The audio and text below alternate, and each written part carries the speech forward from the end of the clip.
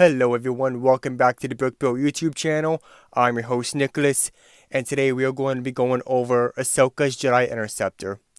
As you can see, this is set number 75401.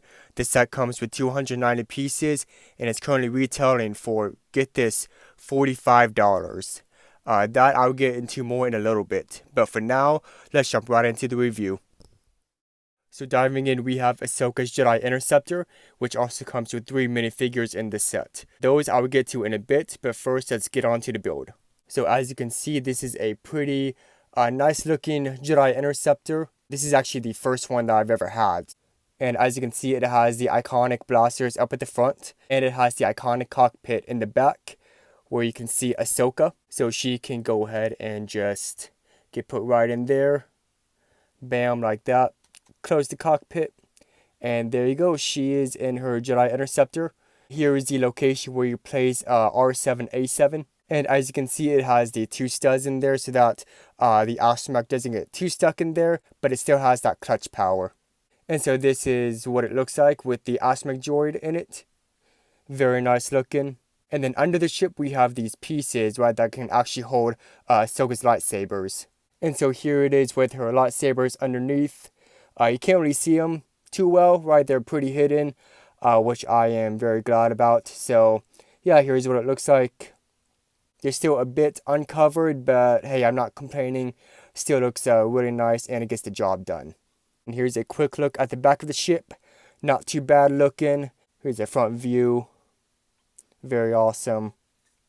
And then very detailed too. I really like the design of this ship, the paint, the coloring, I guess, of it, and the way that these bricks are placed. I think it really gives a really nice touch to the paint job and the ship altogether, and I think it suits Ahsoka very well. And then, just like all Jedi Interceptors, these wings actually flip out like this. You are actually going to manually have to do it one by one. Bam, there you go.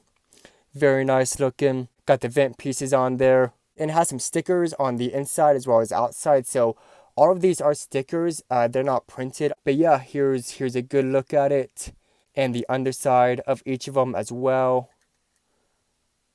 Bam, there you go. And yeah, again, very nice design. I really like these stickers. I think they look very nice. And here's the other side as well. Now, as we fold these back up, let's take a look at the other stickers that are in the set. So this cockpit is actually a printed piece, thankfully. So is this part. This is also a printed piece. But this, I guess, triangular piece right here, this is actually a sticker. So it came in plain white. I did have to manually apply a sticker on each of them, right? Which isn't too bad, you know. I mean, of course, like a lot of LEGO fans, I'm not really a big fan of stickers, but I don't really mind. I do like how it makes the vehicle seem more accurate. And so, personally, I'm not complaining.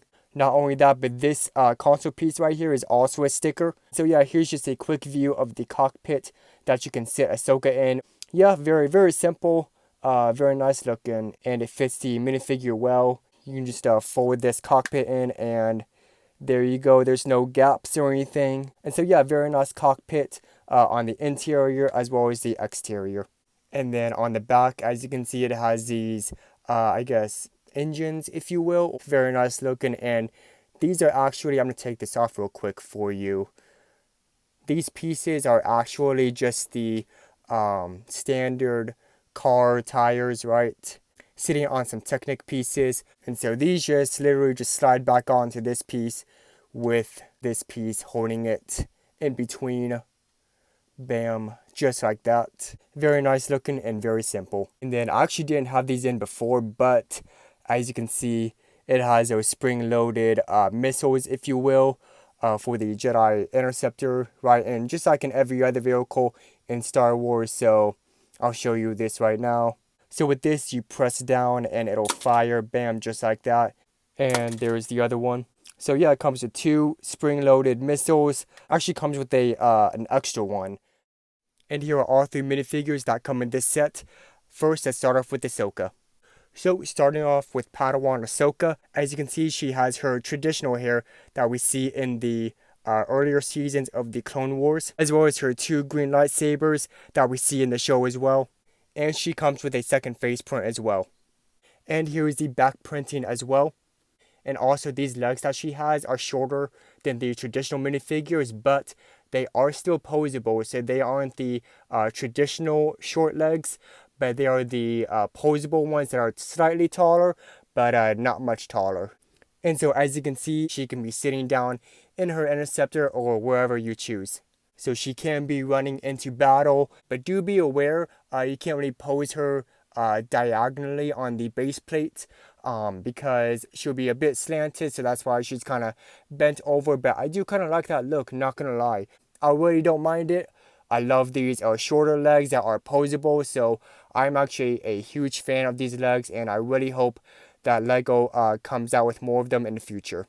And up next we have Ahsoka Tano's Astromech R7A7. And this is just your standard Astromech mode with different printing.